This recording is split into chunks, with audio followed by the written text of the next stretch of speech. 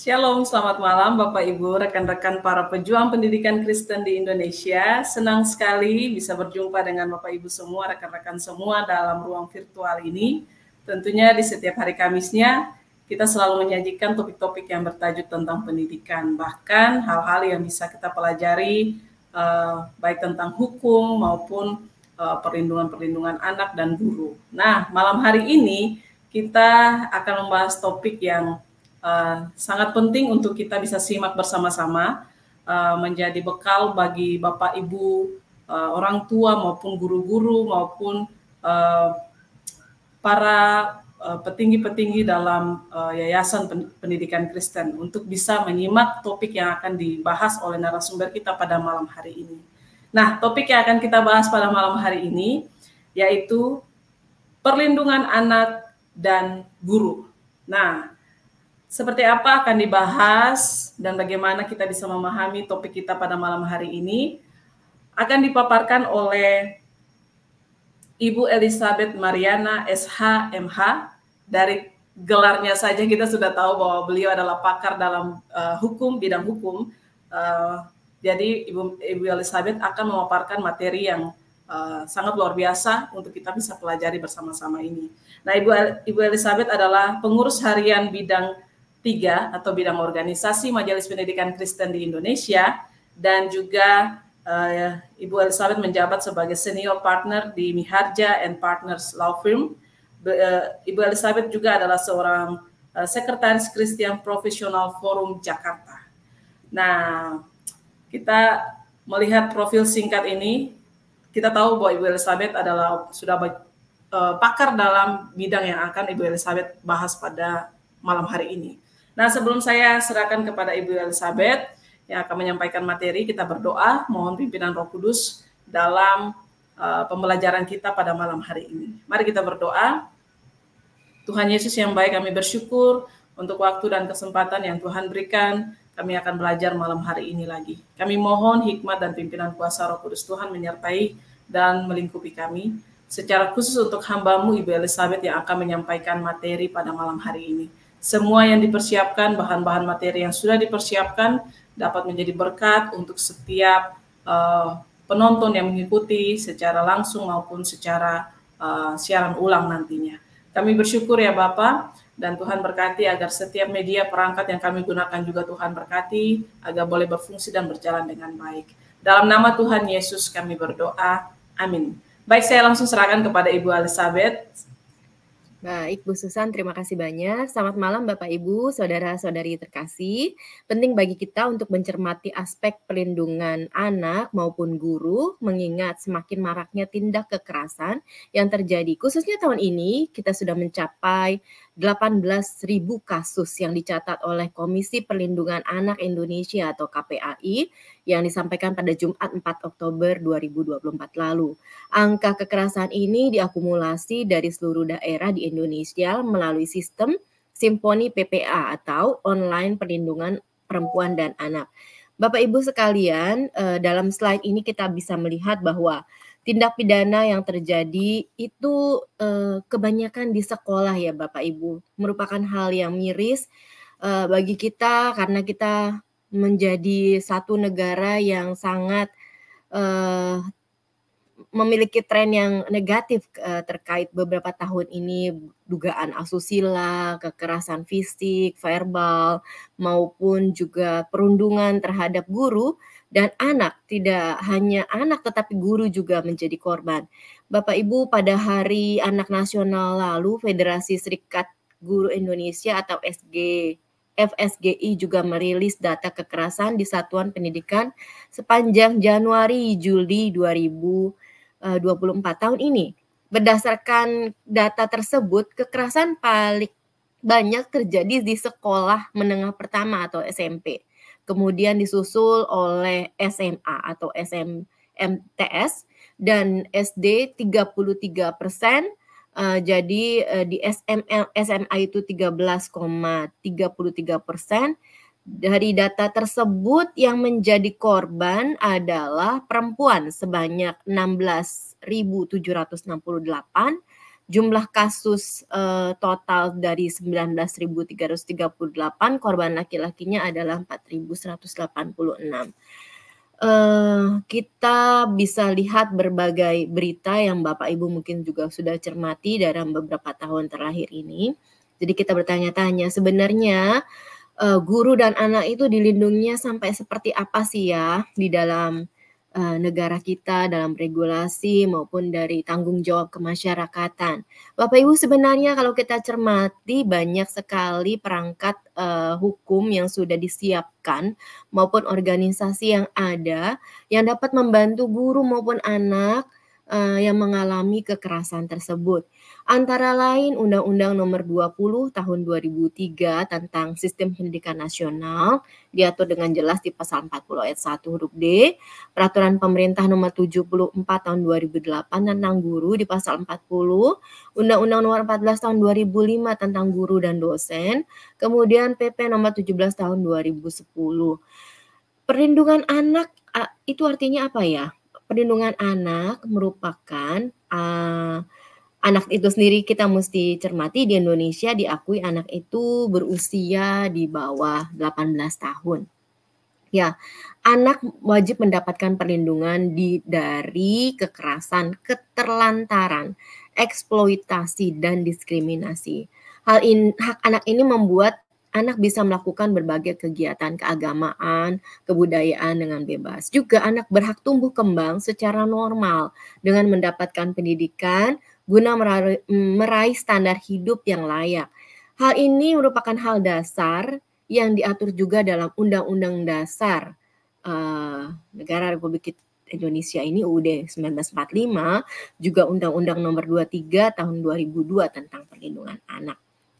Bapak Ibu, pasal 52 ayat 1 Undang-Undang Nomor 23 Tahun 2002 mengenai perlindungan anak telah menegaskan bahwa setiap anak wajib mendapatkan perlindungan dari orang tua, masyarakat, dan negara. Dengan demikian, 4 pilar utama hak anak yang sudah tercantum dalam Konvensi Hak Anak, yaitu hak hidup, perlindungan, hak tumbuh kembang, dan hak partisipasi ini wajib menjadi perhatian seluruh elemen bangsa. Pada slide selanjutnya, kita akan melihat bahwa perlindungan anak itu merupakan hal yang serius yang sudah diatur dalam yang saya tadi katakan di Undang-Undang Dasar 1945, dan ada ancaman pidana terhadap orang-orang yang melakukan kekerasan terhadap anak, yaitu hukuman penjara 3 tahun 6 bulan atau denda paling banyak 72 juta rupiah. Dalam hal anak mendapatkan luka berat, itu bisa dipenjara sebagai 5 tahun atau denda paling banyak 100 juta rupiah. Dalam hal anak mati atau meninggal dunia karena korban kekerasan, pelakunya dapat dipenjara 15 tahun dan atau denda paling banyak 3 miliar rupiah. Hal itu juga akan ditambah dengan tambahan hukuman lainnya terkait dengan hal-hal yang kekerasan terhadap anak-anak.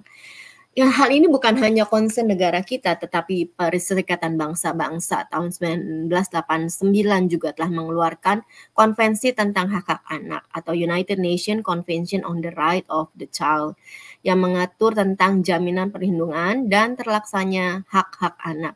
Ironisnya, perlindungan dan penegakan hak-hak anak di Indonesia nyatanya masih sering terabaikan. Bahkan kekerasan terhadap anak kerap terjadi di lingkungan sekolah, sebagaimana kita ketahui. Jadi Bapak Ibu, pada saat kita mengetahui atau adanya tindak kekerasan terhadap anak, apa yang bisa kita lakukan? Guru maupun orang tua mungkin bisa mencari langsung sumber pertolongan antara lain melalui Lembaga Perlindungan Anak Indonesia (LPAI), yaitu organisasi pegiat perlindungan anak yang kelembagaannya terdaftar pada Kementerian Hukum dan HAM serta kepengurusannya diresmikan melalui surat keputusan Kementerian Sosial, yang perannya adalah mencegah dan melakukan pendampingan kasus kekerasan fisik, kekerasan psikis, sampai kekerasan seksual yang terjadi di lingkungan sekolah. Ya, angka yang memprihatinkan saat ini adalah 84% korban kekerasan terjadinya di sekolah, 40% 5% pada siswa laki-laki, dan pelakunya adalah guru atau petugas sekolah. Jadi hal ini merupakan satu dilema atau permasalahan yang sangat serius untuk kita cermati bersama. Pada slide selanjutnya saya coba uraikan hal-hal yang dapat menjadi perhatian kita untuk pencegahan dan bantuan tindak kekerasan. Jadi upaya perlindungan anak dan guru dari tindak kekerasan antara lain pemerintah membuat kebijakan maupun sekolah membuat peraturan yang jelas dan tegas tentang kekerasan, adanya program mitigasi insiden kekerasan di sekolah melalui peningkatan kesejahteraan emosional siswa, peningkatan keterlibatan sosial dan kemitraan dengan orang tua, dan kesadaran tanggung jawab siswa. Melakukan pelatihan bagi siswa, ya bisa seminar, bisa fokus ke group discussion supaya anak-anak mengerti apa yang what to do saat mereka mengalami kekerasan atau tidak hanya di sekolah ya, mungkin di rumah atau di lingkungan sosial mereka sendiri. Selanjutnya membentuk tim pencegahan kekerasan di sekolah, melakukan kolaborasi dengan pihak terkait dalam pencegahan kekerasan di lingkungan sekolah, dan penerapan budaya sekolah untuk mencegah kekerasan terhadap termasuk ya ada guru, siswa, dan staf di sekolah. Mengenai hak-hak anak, mungkin secara umum sudah kita mengerti bersama. Pada dasarnya kita semua menjunjung tinggi hak asasi manusia, baik terhadap anak maupun terhadap guru. Nah, Lembaga Perlindungan Anak di Indonesia tadi LPAI, juga kita di MPK itu memiliki satu bidang khusus untuk hukum terkait dengan hukum ya, di bidang 5 yang bisa Bapak Ibu juga akses untuk meminta bantuan dalam hal terjadi kasus atau permasalahan di dalam dunia pendidikan, termasuk terkait dengan bantuan hukum dan lain sebagainya. Jadi banyak yang kita bisa lakukan secara bersama-sama untuk berkolaborasi ya Bapak Ibu. Kemudian kalau kita lihat pada slide selanjutnya, kita dapat membahas juga mengenai perlindungan guru. Karena tidak hanya siswa atau murid yang mengalami kekerasan, Bapak Ibu, sepanjang tahun ini maupun tahun lalu marak berita terjadi kekerasan orang tua maupun siswa terhadap guru, bahkan menyebabkan korban meninggal. Ya, mereka tidak luput dari korban kekerasan oleh oknum-oknum yang tidak bertanggung jawab. Padahal secara guru itu kita tahu adalah orang pahlawan tanpa tanda jasa yang sudah melakukan berbagai macam usaha terbaik untuk pendidikan.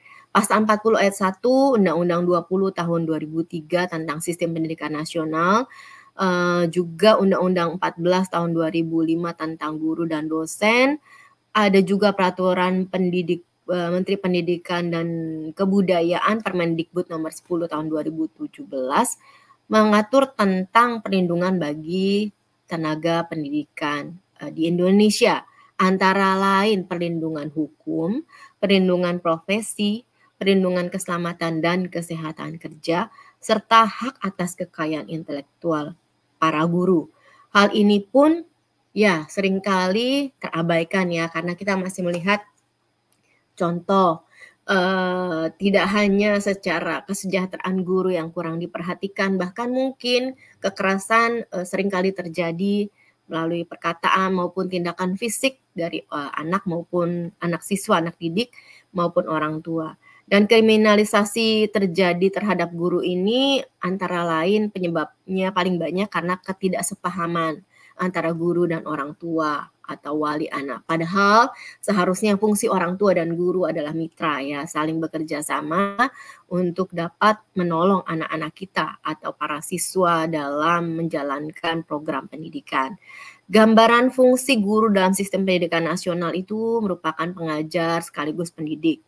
Jadi kita perlu menyamakan persepsi antara berbagai pihak dalam mendukung guru-guru berfungsi sebagai tenaga pendidik yang memberikan manfaat positif kepada para siswa. Hal ini diatur antara lain dalam Undang-Undang 14 tahun 2005 tentang guru dan dosen. Nah, Demikian juga pada Kongres PGI tahun 2013 lalu ya sudah diatur mengenai kode etik guru yang disepakati mengenai pedoman bagaimana guru bertindak atau bersikap dalam di sekolah terhadap peserta didik maupun terhadap orang tua. Nah, kriminalisasi terhadap guru itu yang wajib kita cegah dan kita buat perlindungan. Sangat penting buat sekolah juga berperan, yayasan, lembaga pendidikan, pengelola sekolah untuk juga memberikan perlindungan yang mencukupi bagi para guru. Pada slide selanjutnya kita akan mengingat kembali hak-hak para guru ya. Tidak hanya hak anak-anak, tapi guru juga memiliki hak untuk to be respect by their decision become a teacher, memiliki hak untuk juga membuat perbedaan dalam suatu keputusan, menerima apresiasi, memperoleh hak pembayaran atas fungsi jabatan pekerjaan yang sudah dilakukan dan lain-lain. Jadi ada batasan kebebasan guru juga yang disebut dalam pasal 14 Undang-Undang Guru dan Dosen dalam melaksanakan tugas profesional guru, berhak memiliki kebebasan dalam memberikan penilaian dan ikut menentukan kelulusan, penghargaan, dan atau sanksi kepada peserta didik sesuai dengan kaidah pendidikan, kode etik guru, dan peraturan perundang-undangan. Prinsipnya ada 4 ya Bapak Ibu, bahwa guru sebagai warga negara berhak mendapatkan perlindungan secara komprehensif. Kemudian guru dalam menjalankan profesinya wajib mendapatkan perlindungan hukum, guru berhak mendapatkan kesejahteraan hidup yang layak dan bermanfaat, serta guru berhak untuk meningkatkan kompetensi dan profesionalismenya. Padahal di pasal 54 ya, ayat 1 perlindungan anak disebutkan anak wajib mendapat perlindungan dari kekerasan fisik maupun psikis yang dilakukan tenaga pendidik. Demikian juga di senada dalam Undang-Undang Guru dan Dosen. Intinya setiap peserta maupun pengajar yang dalam bidang pendidikan wajib dilindungi. Filosofinya Gugu ditiru itu dan guru harus saling bekerja sama dan saling menghormati, menjunjung tinggi peraturan hukum, kode etik, dan nilai-nilai, termasuk agama dan etika.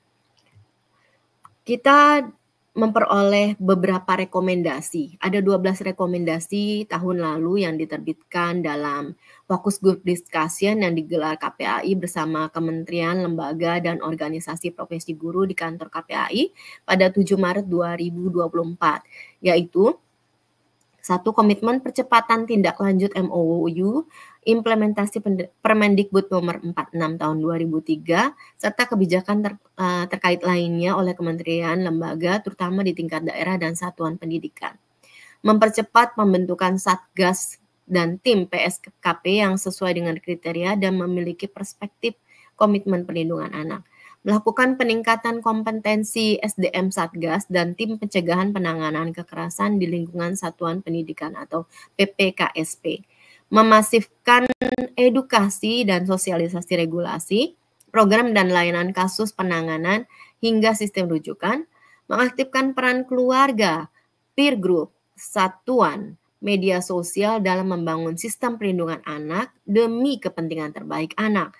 Dan perlu pendidikan dan pelatihan bagi guru terkait kompetensi maupun skill untuk pelindungan terhadap anak. Di samping adanya kontrol media sosial agar ramah terhadap anak. Kelembagaan satuan pendidikan juga perlu penguatan layanan perlindungan anak berbasis referral system.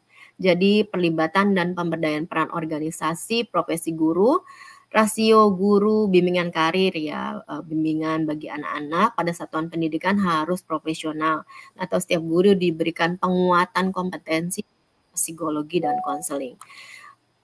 Ke-11 adanya pelatihan disiplin positif untuk orang tua maupun guru untuk masing-masing memahami perannya. Dan yang terakhir adalah perlu evaluasi berkala lintas kementerian dan lembaga, satuan tugas hingga PPKSP untuk upaya bersama dalam pencegahan dan penanganan kekerasan pada satuan pendidikan. Akhir kata Bapak Ibu, kita memiliki tugas dan PR yang cukup berat dalam bidang pendidikan dan mengatasi permasalahan polemik kekerasan terhadap guru maupun anak. Jadi ada perangkat-perangkat hukum yang sudah ada maupun setiap elemen bangsa berkewajiban mendukung penegakan hak asasi manusia untuk menciptakan suasana kondusif di dunia pendidikan di Indonesia, termasuk perlindungan anak dan guru. Demikian halnya dengan Tim Pencegahan dan Penanganan Kekerasan atau TPPK dan Satuan Tugas Pencegahan dan Penanganan Kekerasan di Sekolah, yaitu Satgas PPKSP. Saat ini kita masih melihat perlu untuk development atau memiliki peran yang lebih optimal.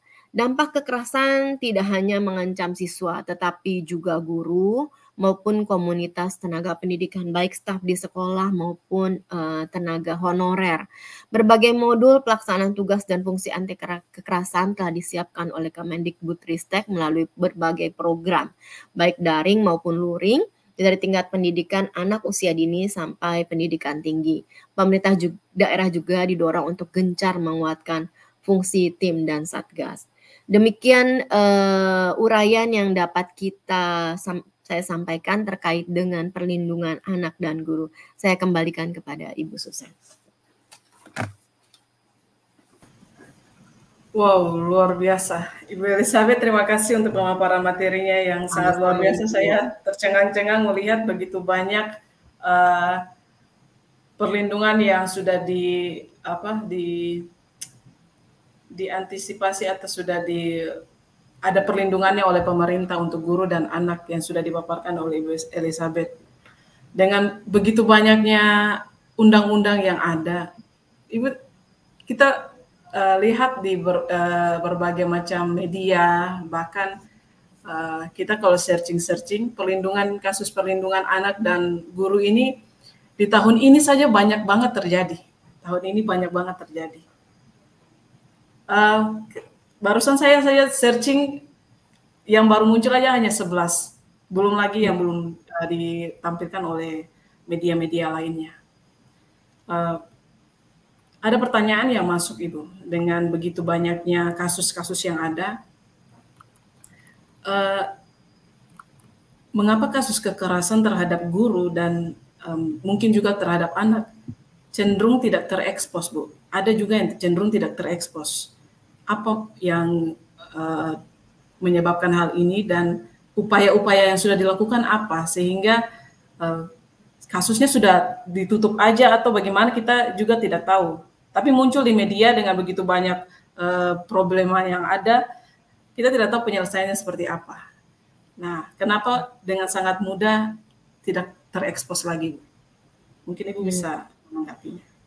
Iya, Indonesia ya masyarakat ketimuran yang seringkali menganggap tabu ya untuk speak up. Padahal terkait dengan kekerasan ya, terutama korban pelecehan seksual memang memiliki kerentanan atau keengganan untuk melapor karena seperti merusak nama baik mereka sendiri atau keluarga. Itu yang mungkin banyak menjadi latar belakang tidak tereksposnya kasus-kasus kekerasan terhadap siswa maupun terhadap guru ya, Bu Susan.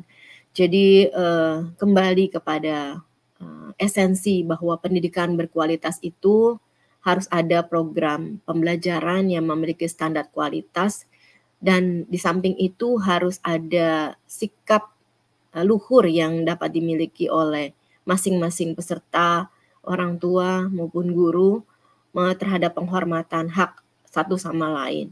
Di samping masing-masing bekerja sama untuk menjaga keselamatan dan kesejahteraan siswa. Itu sih yang seringkali ya, anak yang menjadi korban gak berani ngomong, orang tua yang mendengar kasus mengabaikan, sanggap tidak percaya gitu ya. Jadi memang kompleks, hal itu perlu penanganan. Oleh sebab itu menurut saya perlu sekali edukasi, fokus group discussion, seminar, membangun kesadaran semua pihak untuk saling bekerja sama.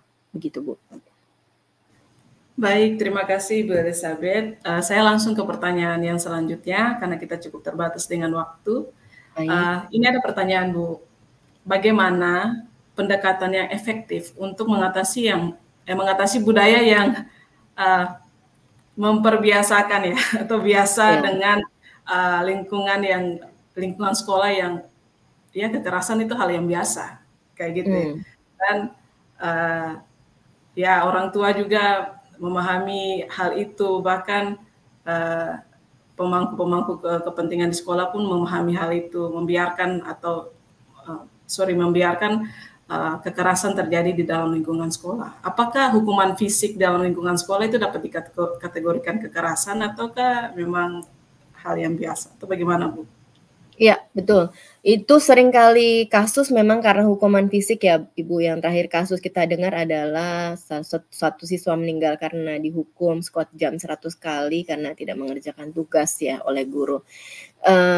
Jadi penting sekali sekolah memberikan rambu-rambu atau pagar ya. Mungkin dalam hal ini kita berharap kepada pengelola sekolah, pemilik yayasan, juga guru-guru, manajemen di sekolah dapat memberikan satu misalnya hukuman atau punishment itu yang tepat, termasuk juga reward terhadap anak yang sudah melakukan pekerjaan tepat pada porsi masing-masing. Jadi tidak membuat satu decision yang berlebihan sehingga menimbulkan korban akibat kekerasan karena dalam quote unquote hukuman supaya disiplin atau jera dan segala macamnya. Jadi itu kita kembali ya perlu kolaborasi dan tim kerja.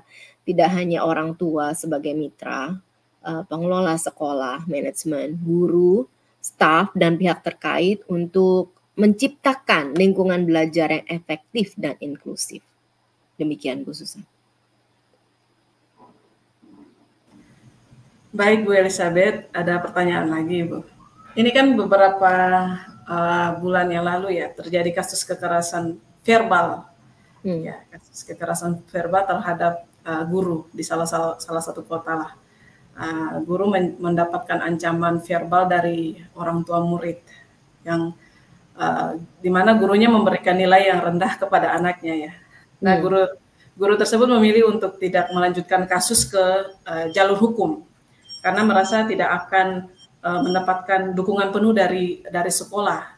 Nah, bagaimana atau apa peran yang sebaiknya dilakukan oleh sekolah atau dari yayasan untuk mengatasi atau memediasi ya Bu ya, istilah hukumnya saya kurang, mungkin Ibu paham hal itu, bagaimana cara untuk apa langkah-langkah yang sebenarnya mereka ambil sehingga gurunya ini tidak berani untuk melanjutkan jalur hukum.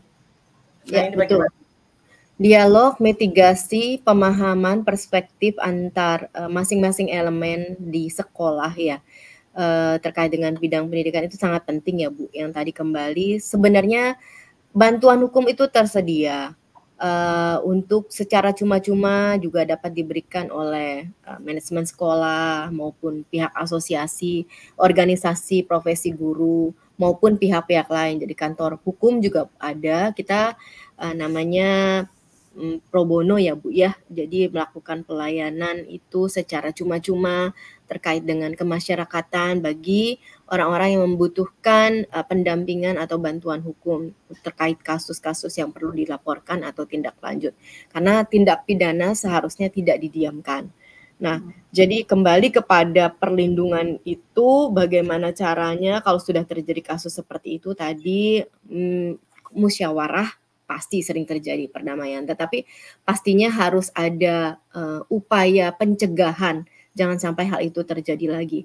Oleh sebab itu pentingnya untuk tadi ada budaya khusus yang disiapkan di sekolah untuk mencegah kekerasan. Dengan cara apa? Ya coba campaign terus menyampaikan kepada siswa, guru maupun orang tua bagaimana tanggung jawab saya, keterlibatan sosial, kemitraan, dan kesadaran siswa sendiri terkait tugas dan tanggung jawabnya. Demikian Bu. Baik Ibu Elizabeth, terima kasih. Sebenarnya saya ada satu pertanyaan lagi. Bolehkah diizinkan satu pertanyaan ini, Bu? Boleh. Silakan Bu Susan. Oke, pertanyaan terakhir. Nah, dari semua kasus atau semua hal-hal yang terjadi kekerasan di sekolah antara guru dan murid juga maupun guru dengan guru, murid dengan murid, bagaimana strategi terbaik Bu untuk memulihkan hubungan yang tadinya sudah sama-sama mengalami kekerasan ya Bu ya? Bagaimana cara untuk memulihkan hubungan antara siswa dengan siswa, guru dengan siswa, atau guru dengan guru yang sudah terjadi di lingkungan sekolah ini? Apakah cuma dengan siswanya keluar dari sekolah, pindah sekolah, mutasi, atau bagaimana Bu? Ada solusi yang lain? Wah, banyak sekali nih solusi ya.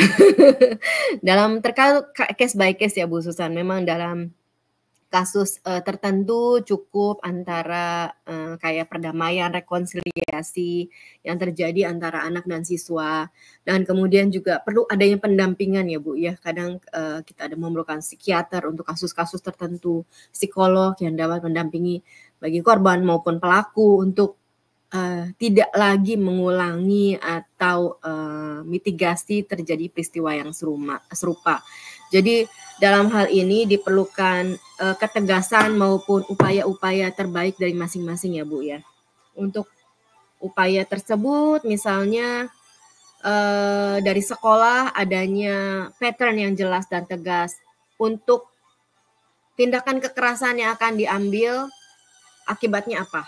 Kemudian mitigasi insiden kekerasan sekolah dengan peningkatan kesejahteraan emosional siswa, peningkatan keterlibatan sosial dan kemitraan orang tua yang tadi kita sudah bahas sedikit, dan pelatihan bagi siswa maupun guru tentang kalau menghadapi kekerasan, what to do, apa yang harus dilakukan, action plan-nya, dan cara mereka untuk move on itu seperti apa ya.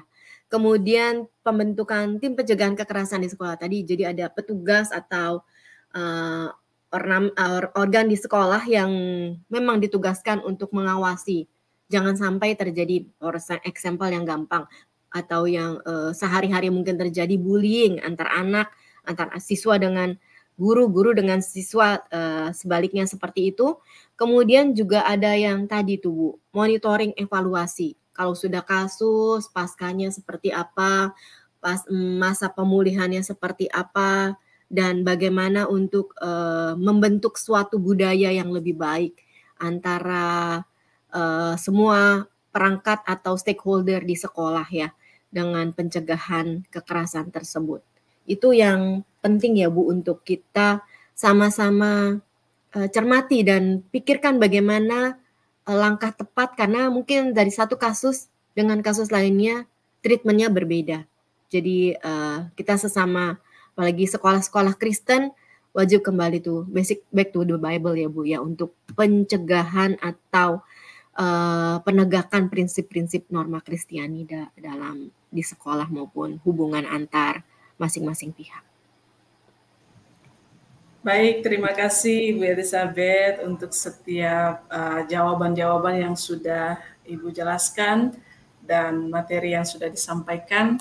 Kiranya bisa menjadi pegangan juga untuk Bapak Ibu rekan-rekan di luar sana yang mengalami kasus-kasus yang lainnya, tetap berjuang, dan kalau ada pertanyaan-pertanyaan yang ingin disampaikan melalui MPK, bisa melalui kolom chat YouTube maupun juga di Instagram. Kita kalau ada pertanyaan-pertanyaan yang seperti itu, kita akan diskusi dengan Ibu Elizabeth juga, mungkin akan memberikan jawaban-jawaban atau respon yang akan ditindaklanjuti. Terima kasih Ibu Elizabeth. Kita ada di akhir sesi live ini. Saya persilakan Ibu untuk closing statement dan bisa ditutup dalam doa. Baik, Bapak Ibu, saudara-saudari sekalian, kita bersyukur kita ditempatkan di dalam satu komunitas sekolah yang kita masing-masing dapat saling bekerja sama satu dengan lainnya.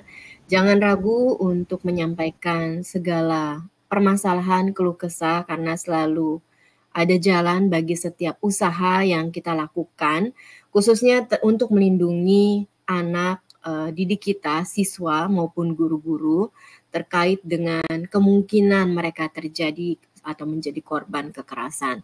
Dengan melalui langkah nyata yang dapat kita lakukan, menerapkan budaya sekolah penjagaan kekerasan, juga tindakan-tindakan tegas atau kode etik yang dapat disosialisasikan bagi guru, orang tua, dan anak didik bagaimana cara bersikap dalam menangani segala kemungkinan kekerasan atau tindak kekerasan dan upaya-upaya lainnya untuk memitigasi. Jadi Bapak Ibu, kita bersyukur dan terima kasih juga untuk kerjasama Bara Digital Ministry dan MPK. Kita saling dapat mensosialisasikan hal-hal penting lainnya melalui forum-forum seperti ini. Terima kasih atas perhatian dan kerjasama yang diberikan. Saya persilakan Elizabeth untuk bisa menutup dalam doa. Baik. Bapak Ibu, mari kita berdoa. Kami bersyukur kepadamu Tuhan malam hari ini atas waktu kesempatan yang Tuhan berikan bagi setiap kami. Tuhan tolong berikan hikmat kepada seluruh stakeholder di sekolah, baik pemilik, pengelola sekolah, guru-guru, staf, maupun tenaga didik kami, para siswa, dan kami bermitra dengan para orang tua. Agar kembali Tuhan, setiap kami diingatkan tugas, fungsi, dan peran kami masing-masing. Dan setiap kami boleh menjalankan tanggung jawab, kewajiban, kepercayaan yang Tuhan berikan kepada setiap kami, baik sebagai orang tua, guru, maupun tenaga didik kami atau siswa para pelajar. Tuhan tolong biar setiap kami menjalankan peran kami dengan baik-baik dan berfungsi sesuai dengan kehendak Tuhan. Mampukan kami Tuhan untuk setiap hari kami boleh hidup semakin serupa dengan kehendak-Mu, semakin berkenan di hadapan-Mu. Terpujilah Tuhan, kami serahkan bangsa dan negara kami. Begitu banyak persoalan di bidang pendidikan maupun kekerasan yang terjadi akhir-akhir ini. Kami mohon belas kasihan-Mu Bapa, nyatakanlah pertolongan-Mu, berikan anugerah-Mu, damai sejahtera-Mu, untuk kami dapat sama-sama berperan dan sama-sama melaksanakan fungsi kami masing-masing. Baik Kementerian Pendidikan dan Kebudayaan, Kementerian Sosial, pemerintah, seluruh aparat penegak hukum, juga dapat Tuhan berikan hikmat, akal budi, dan takut akan Tuhan. Terima kasih Bapa, dalam berkat nama Tuhan Yesus, kami dah ucap syukur kepadamu malam hari ini. Haleluya. Amin. Terima kasih Bu Susan. Sekali lagi, terima kasih Bu Elizabeth sudah melayani kami dengan pembahasan dan pembelajaran yang menarik untuk kita semua bisa mempelajari bersama-sama. Terima kasih Ibu, Tuhan memberkati Ibu dalam setiap tugas, tanggung jawab, dan pekerjaan pelayanan yang Tuhan percayakan. Terima kasih Bapak Ibu semua yang sudah menyaksikan tayangan live streaming Majelis Pendidikan Kristen dengan Bara Digital Ministry. Kita jumpa lagi di minggu depan dengan topik dan narasumber yang berbeda. Selamat malam, Tuhan Yesus memberkati kita semua.